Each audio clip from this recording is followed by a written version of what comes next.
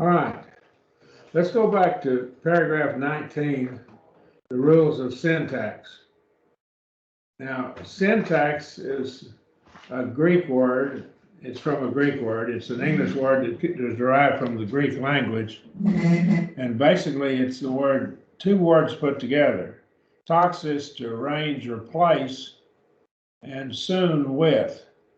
So it's how the words in a sentence are arranged and how they relate to one another. One of the rules, there are 4 rules of syntax here that we want to look at. Let's look at it quickly again. We looked at it last week. The subject of a finite verb. Now we have finite verbs, then we have infinitives, and we have participles. But infinitives don't have a person. They can work for first, second, third person, singular, plural. So they're infinite as to who they can refer to. They can refer to anybody that exists, the whole universe of people. Whereas a verb, a finite verb, might be first person singular, or second person singular, third person singular, first person plural, second person plural, third person plural. So they have all of these forms. So they're not infinite, they are finite. And so as we look here at this text right here, hey, gay, eke, erenon, the land has peace. And the land, here's your article, the word hey is the, gay is land. Here's a finite verb. Now, we've already looked at our finite verbs, eke, and so this OSA, this is third person singular, present indicative active, of has, of echo is I have. And a renane, this hey, gay is nominative case. Nominative case functions, do you remember what we said? It functions as either the subject or as a renamer of the subject called a predicate nominative. Now, what we have is sometimes called a complement, subject or subject complement by some Greek, some authorities. But hey, gay is the land, and so that's in the nominative case. That's the subject of your sentence. Eke, and eke is a finite verb, and so its subject is land. Land is the subject. It is the land that has peace. Erenane, the word peace is in the accusative case, and I'll remember it this way. The finger points at it, it receives the action. And so it's accused of being the one that's receiving the action. That's just a memory hook I use, kind of a silly one, but it kind of helps me to remember it. So that's your accusative case, that's your direct object, the recipient of the action. And peace is what it has, the land has peace. Hey and tole, age, zoain, the commandment, and that's in the nominative case. Age is a finite verb, and it's third person singular again, just like eke. Zoain, this is an accusative case noun, and so it is the object of being had. So the commandment, it leads to, ago is I lead or I bring, it leads to or brings life. Any questions? Now then, the direct object, we've already talked about it with these here. The direct object of a transitive verb. Now, there are transitive and intransitive verbs. Transitive verb is in the accusative case. A transitive verb is a verb that has to have an object. And so some verbs don't have to have an object. Some do. And we'll look at those a little bit later, but a transitive verb has to have an object to finish the action. For instance, didaske is a transitive verb in this sentence. Tas graphos. Didaske, tas graphos. And this is he teaches What does he teach? Now you say he teaches, and you're left hanging in the air if you don't have an object. And so it's transitive verb in this case. What does he teach? You say, you're left hanging, what does he teach? Well, he teaches the scriptures. So that's accusative plural, and it's a plural number, of course. That's what he teaches. Gnoskes, always say, that's second person singular. You know, you singular know, you know, what do you know? You know. And you're left hanging here. You're left saying, well, what does he know? And so you say, you know the commandment. And tain and tolain is the commandment, and that's in the accusative case. So it's the recipient of the action. That's what it is, direct object. Any questions? All right. Here, this first rule of syntax, subject to finite verb is in the nominative case. The direct object of a transitive verb is in the accusative case. The subject, third rule of syntax, the subject agrees with the verb in number and person. So the subject here, ego lambano, and so that's a full sentence. I take. Now, that's emphatic because ego, whenever you have it, is emphatic. It's always emphatic because the ending, omega ending of lambano is the word I itself. So I is in the thrust of this context twice. Even I take. And so that subject here agrees with the verb. So ego is first person, lambano is first person, and both of them are singular. So I take. Now over here, the next one, hi, graphi, agusi, zoain. Hi, graphi, agusi, zoain. The scriptures bring life. Hi, graphi is the scriptures. Agusi is a verb. Now, if the scriptures is plural, agusi, omen, ete usi. And so it's third person singular, third person plural, I'm sorry. Third person plural. And so the scriptures, they lead or they bring. They lead or bring life. And so we have a plural verb with a plural subject. And this is, the scriptures is third person, and the verb is third person, plural. So ain is an accusative case. It's singular, but it's the object. It's what is brought. All right. Any questions? There is no indefinite article in Greek. What we mean by that is, in English, we say that is a car, or we might say that is the car. And the difference in thrust is a car is just any old car, and the car is a particular car that you probably are talking about in the context. So the definite article, the indefinite article. Greek has a definite article, but it does not have an indefinite article.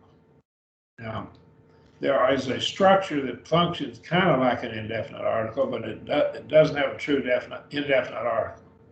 It does have the definite article, however, in Greek. So there's no indefinite article. The noun without an article may be translated a or an if the sense demands it. Okay? So we have to look at that. Any questions? Now, I gave you an assignment to work on this right here, and I'm going to read right here and I want you to help me see if you can translate this for me. All right? What you do is listen to the reading. Didaskomen tas graphos in te ge. Didaskomen tas graphos in te ge. Now, how did you translate that? Anybody? We teach the writings in the land. We teach the writings in the land, and that word writings could be translated scriptures, and that would be something written. In the context, you'd have to see what it was, but it could be rendered scriptures in the land. All right, that's good rendering. And in is locative case here, in the land, in the location. That's where they're taught. All right, let's try the next one. All right, that's a long one there. So let's try it here. Jesus didaske tein, intolain teis, agathais, zoain in te synagoge. Jesus didaske tein, intolain teis, agathais, zoain in te synagoge. So Jesus is what? Jesus. Jesus. Jesus what? He teaches. He teaches what? The peace, the good life in the synagogue. What's intolain?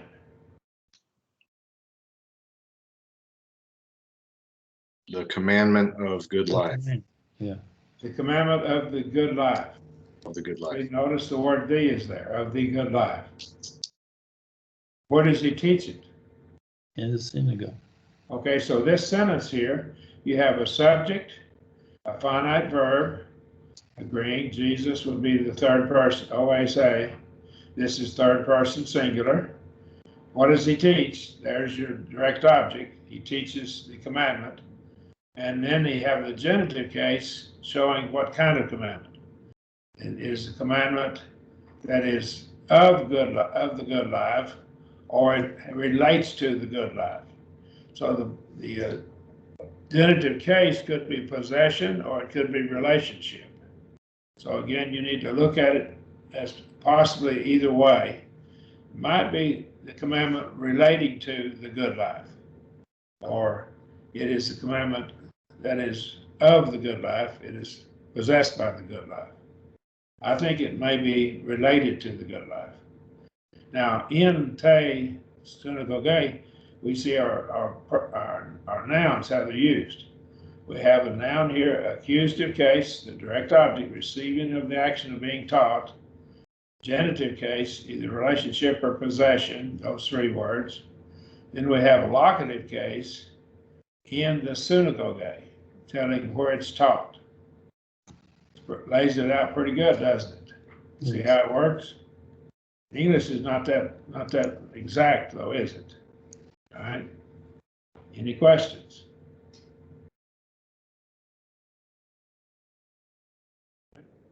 Let's try the next one. Kusi, kai. Now notice there's a rough breathing on this upside. Hugh, but a little H sound now. Heurisco, Heuriscusi, Heuriscusi, Heuriscusi. Irene. Let's start over now. Akusi, kai, Heuriscusi, Irene. Akusi, kai, Heuriscusi, Irene.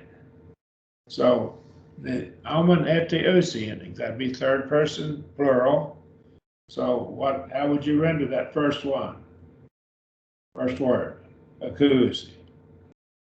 How would you translate it? They hear. They hear. See, that would be third person plural. They hear, kai. Now, kai links things that are equal in rank or equal in status. Kai and, that's and what do they do? And they find peace. They find peace. So, and they find peace. So they hear and they find peace. Now, heurisco, our word eureka comes from this, eureka, and they don't get an H sound there, eureka comes from this word, from the noun form of this word. And so it is something you're looking for. So these people, if this were from Scripture, we would interpret it this way. They're hearing and they're looking for something and they find it. And what they find is peace. So they're looking for peace. Now, we have a problem many times in the world and sometimes in the church not understanding what he means by peace in the Bible. Jesus is the Prince of Peace, but he did not bring cessation of carnal warfare. That hasn't ended. And so what did he bring? He brought peace between God and man so that man could have forgiveness of sins. And that's what we need to understand. Any questions or comments? So they hear and they find what they're looking for. They find peace. Eurisco is to find something you're looking for. All right? That's what the scholars tell us it means. Any questions? Notice your two verbs are third person plural. And so the subject is they. And the word they is derived from the ending of both verbs. Okay? All right, next sentence. Lege, eranein, te, suke. Lege, eranein, te, suke. And so it's O-S-A, that's third person singular. So how would you translate that?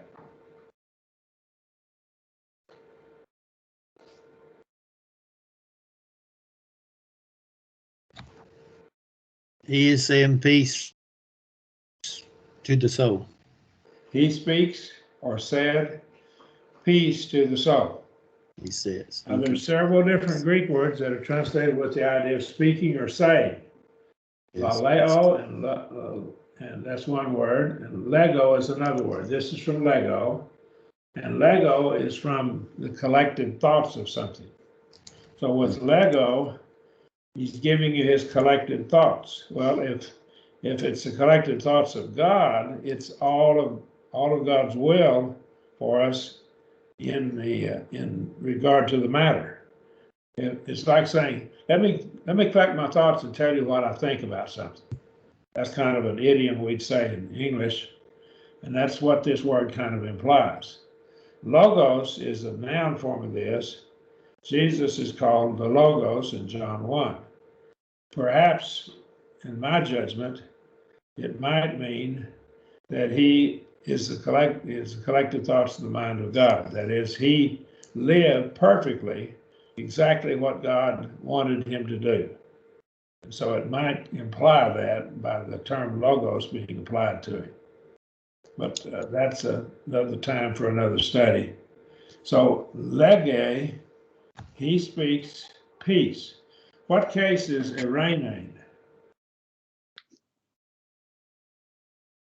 Accusative. And so it's the what of the sentence? Direct object. Direct object.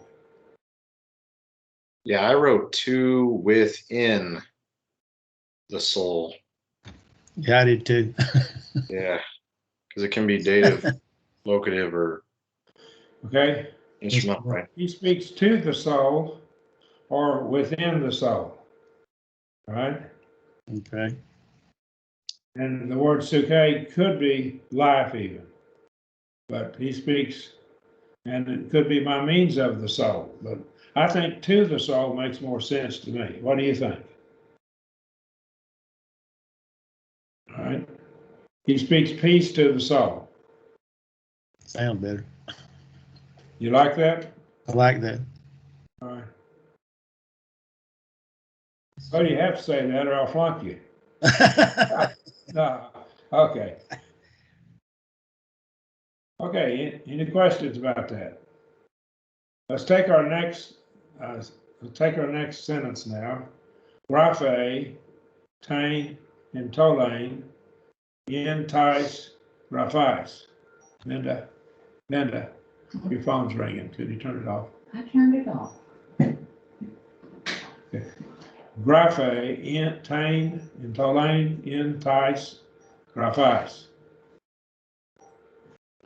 So graphe is, what is that? Translate it for me. He writes. OSA, He writes what? The commandment in the scriptures. In the writings or in the scriptures. Yeah. So he writes the commandment. Now, is it commandments or commandment? Is it singular or plural? Singular. He writes the commandment. It's The singular. article being with it, the word tain, the second word, that second word there implies it's probably something he's been talking about in the context. So you might back up in the context and see what commandment he's talking about in that context, if this were a sentence in the Bible. So he writes the commandment. Tain and tolain is what case? The second, third words. Tain and tolain.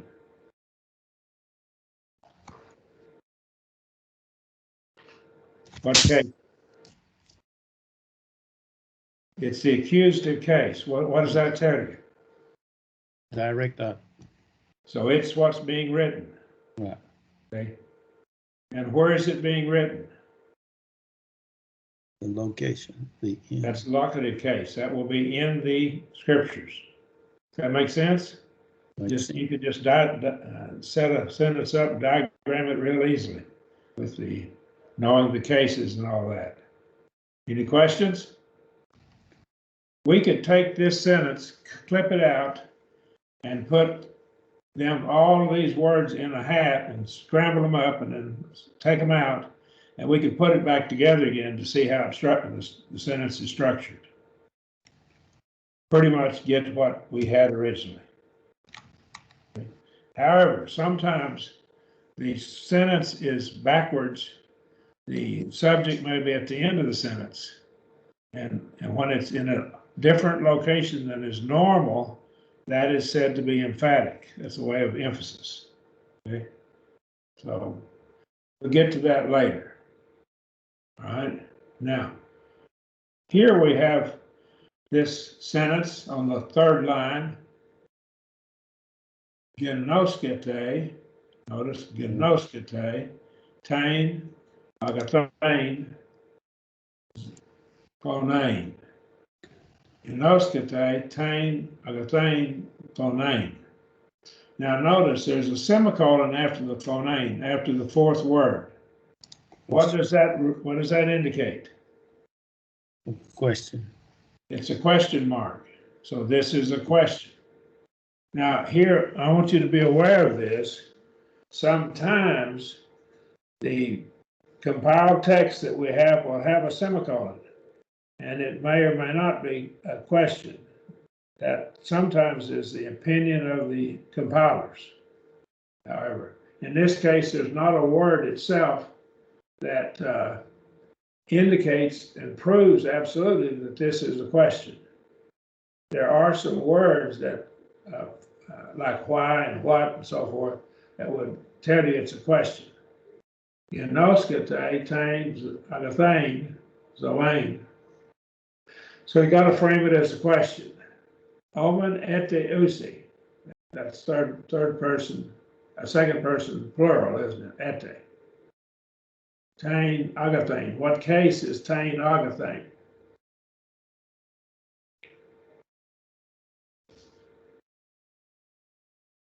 Might go back up. You can look at your article and tell it. If you got the book printed out, just look up Accusative. It's what case? It's in the accusative. It's the accusative case. Yeah, accusative. Now your structure in your verb is o, ace, a, first, second, third person singular. Omen ete usi. Ete will be second person plural. So you all know. And that's good Southern English. You all know. You all know what? What do you know?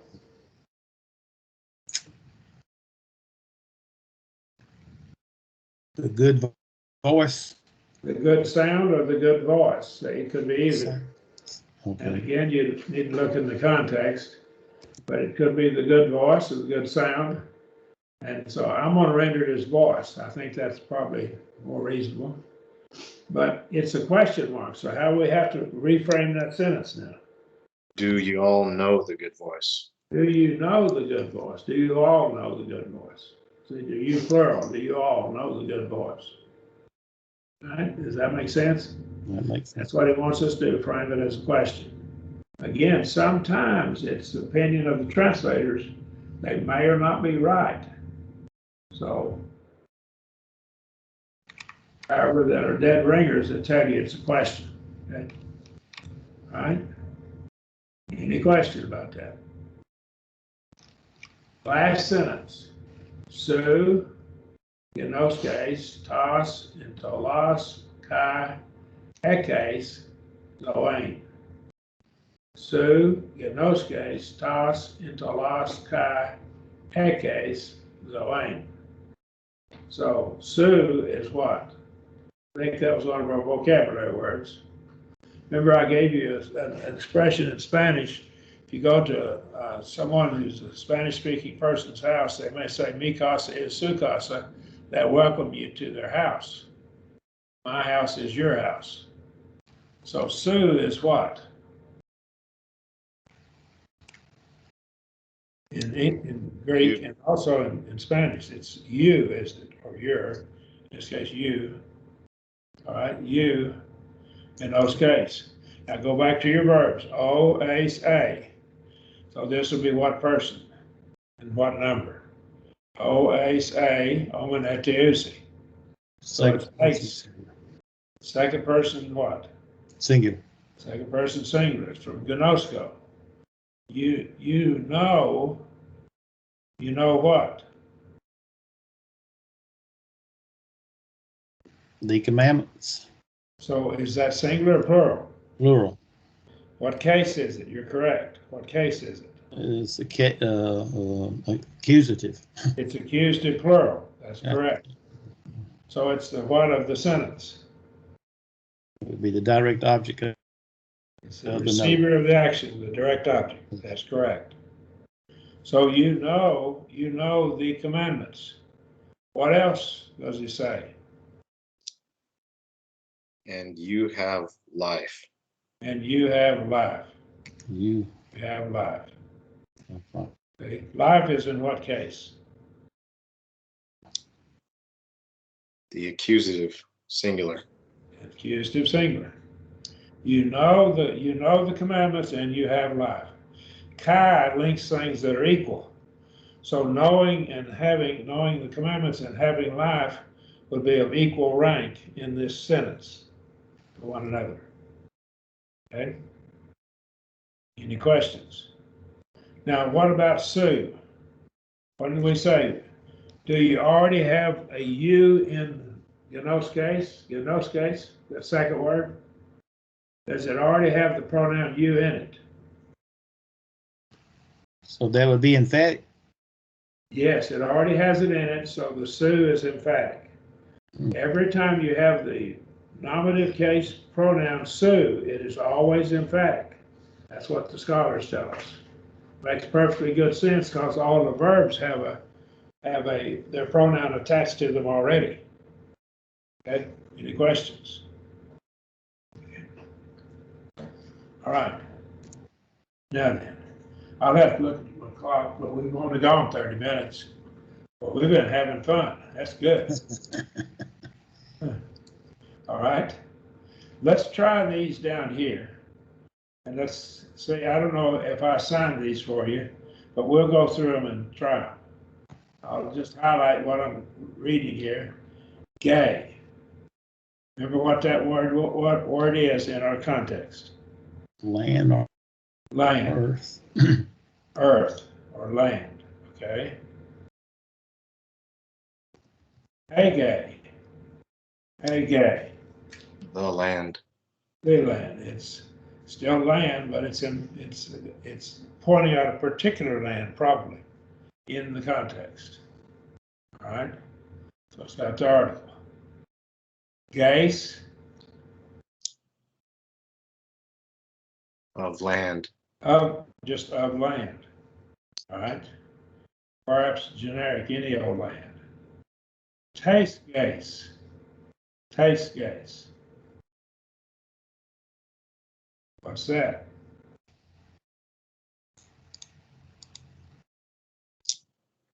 Of the land or from the land? Of the land, or it could be adjective from the land. Again, give it a chance to be either, and look, see which one fits the context the best. Sometimes there'll be a preposition that'll tell you for sure what it is. All right? Yeah, agathe, gay. Hey, agathe, gay. The good land. Good land. Now, what part of speech is agathe?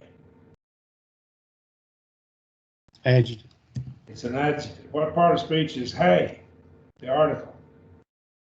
It's genitive. It's an adjective also. I mean, not. Oh, it is. Okay. It's a nominative case adjective. Okay. In this case.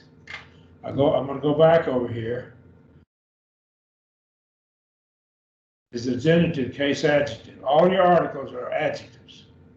And so the ending of your article, how the article is structured, is how the adjective is structured. All the other adjectives. Once you learn your articles, you learn the adjectives. You learn their endings. Because your articles are adjectives. Okay? Any questions? I get you. Integay. Integay. Integay. In the land. In the land. Now, this could be, this you've interpreted as locative case. Probably is, but it could be instrumental case, by the land. In is used, could be locative or instrumental, but it makes more sense probably in the land. Okay, question? And again, you got your article. Notice the ending of the article. Let's go back and let you see it. The ending of that article right there is the same ending as the word land. All right. But over here, we go back to this one. We have the article, which is an adjective, and of course, it doesn't have the rough breathing down here, but it ends down here as well. And so right over here, article eta sigma, and then the eta sigma ending for this as well. And so your adjectives and nouns many times will have the same ending. Not always though. All right. Integay. Let's go over here now. Agathe, gay. Agathe, gay. So that's in what?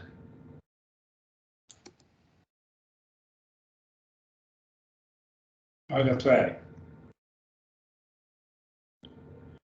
Look to your vocabulary. See it. Boss. In the good land. Boss. In the good land. Which one you go to? Now, Okay. this is from agathos, the nominative singular masculine form, but we only have the feminine form in this passage because we deal with feminine nouns, so our adjective will have to be feminine. The adjective has to agree with the noun it modifies in number, gender, and case. So this is what is the case of the adjective, agathe? We haven't introduced adjectives yet, but tell me, since that rule of syntax applies, the adjective has to agree with the noun it modifies in number, gender, and case. What case is it? To be dative, locative, locative instrumental form, isn't it? And with the N, it will be locative or instrumental. Does that make sense? We haven't introduced that yet, but the preposition in takes a locative or instrumental case. Right? Okay. In the good land, and good here is good because it's morally good. Right? So it might be used, since the land itself can't be immoral, it might be, if this were in a sentence, it might be talking about the people of the land, like a synecdoche. The people or metonymy, where the people are put for the land itself. Does that make sense? Any questions? If you said something like that in the Bible. Okay. Onay. And our English word phone, phone, comes from this. Voice. Voice, or could be what? Sound. Sound or voice. All right. Probably voice. All right. Hey, lay. It's just what? The The voice. The voice or the sound. Okay. All right. On I. Sounds. Sounds. All right. iPhone. Those sounds. Sound. What case is this? Phone I. The article will tell you Nominative. it's nominative what? Singular, plural. Plural. Plural. Right over here is your nominative singular. Right here, hey, phone A. Hi, phone I is the sounds or the voices, right? Right. Or known. What case is that? Of voice or from voice. Of voice? Is Yeah. it singular or plural? Plural. Plural. Sing- It's plural. Plural. Genitive or ablative? Of voices or from voices? Could be out of voices. Again, context will probably have to tell you. Tone, phonome.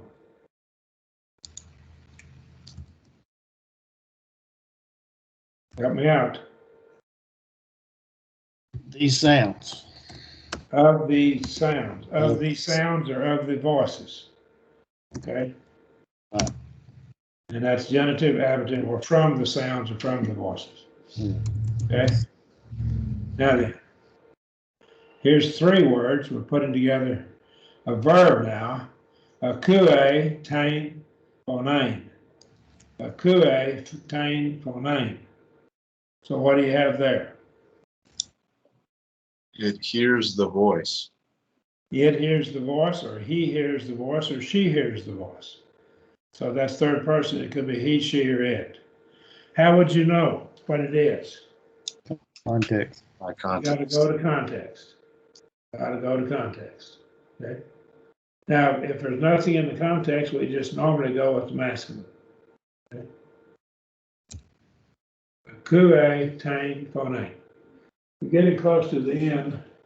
We'll go another 5 or 6 minutes. Maybe we can finish at least another line here. I want you to do next week, if we run out of information here, I want us to try to work on the next lesson. Now, what we're going to do a little bit later, we're going to translate from English to Greek. That's where you really learn it. You have to start thinking in Greek at that point. So we want to try to do that. And we really probably might come back here and assign Roman numeral 3, translate. The commandment, the good commandment, the commandment of life. But the problem with this one is it's so easy you can go up there and cheat. Well, so I want to get some that are different, okay? So it'd be too easy for you to fudge on that rascal. Kuomen, phoname. A kuomen, phoname. And a question mark, a semicolon, okay? So what's that? Do we hear a voice? Okay, we hear a voice. Say, we hear a voice. We probably would make it indefinite. We hear a voice. But since they have a semicolon, it means it's a question mark, so you probably should translate it how? Do we hear? Do we hear a voice? Right? So make it a question. Again, down by what the writer of the textbook had there. Right? Ego, akuo, tain, so phoname. Ego, akuo, tain, phoname. All right, so what's this?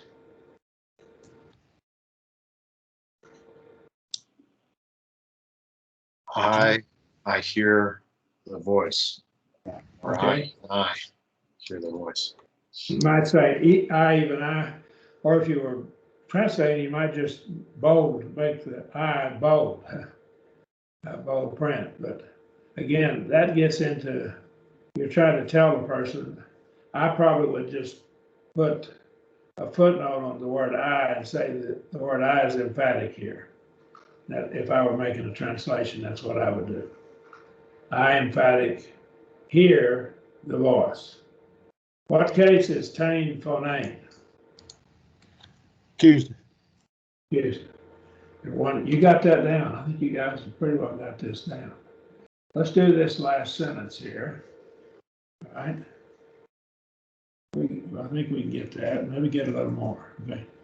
Su de uk akues tain phoneme.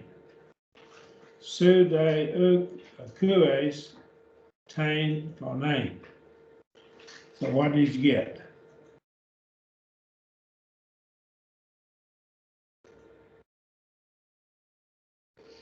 But you do not hear the voice. Okay, the prior sentence says, I hear the voice, but you do not hear the voice. See? And let's look at all of line 3. Do we hear the voice? I hear the voice, but you do not hear the voice. Okay?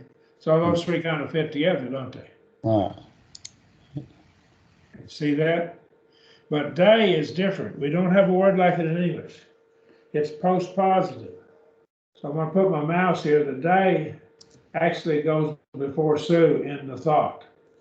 And it could be and or but you do not hear the voice. Okay. Now the kappa here is like it is there to make it sound good. We don't say I ate a apple. That doesn't sound good. The a apple, we put I ate an apple. We put an N in there to kind of break it up. And that's what they're doing right here with this. U is a diphthong, 2 vowels, the vowel sound, called a diphthong. Then there's a vowel right after it. So we got actually 3 vowels together. So they put the kappa in here to break it up. But it's still the word U. The kappa is just there to make it sound decent. Okay. A and are the same word. A-N and A are the same word in English. Okay. Any questions? Is that emphatic because of the Sioux? Yes, because of Sue. Yes, absolutely. Yes, it is. But you do not hear the voice because the kues already has the word you in it. O-A-S-A, second person singular, isn't it? Okay. Any questions? I want to try to do the last one right here, and we'll do this. That's a long reading. The Daskusi, Tang, Tolain, In, Te, Sonagoge, Ka, Ekusin, Renain, Ka, the Kai Sunain, In, Tais, Sukais. Okay? All right? And so Didaskusi, that's from Didasco, Omen Etiusi, that's what person is that? And what number? Usi ending. Third person plural. Third person plural. They teach, what do they teach? Tain and Tolain. The commandment. Where do they teach them? Commandments, correct? Where do they teach them? In or by the synagogue. In or by the synagogues, probably in. And what else do they do? Having the Now that new at the end of it is like it's to keep it from not putting too many vowels together. So you can drop it off. It's an usi ending, a kusi. And the footnotes, it tells you that. Okay. And what else do they do? They have what? A kusi. Peace. They have peace. What else do they have? And, Kai. Remember, Kai puts things together that are equal. They have also what? Righteousness. Yeah, Righteousness. Where is that righteousness and peace had? It's where? The soul. In the souls. In the souls, plural. Say, got it? Got it. Now, we'll go to the next lesson next week. Next lesson next week. Appreciate your attentiveness, your study. Thank you. Thank you, brother.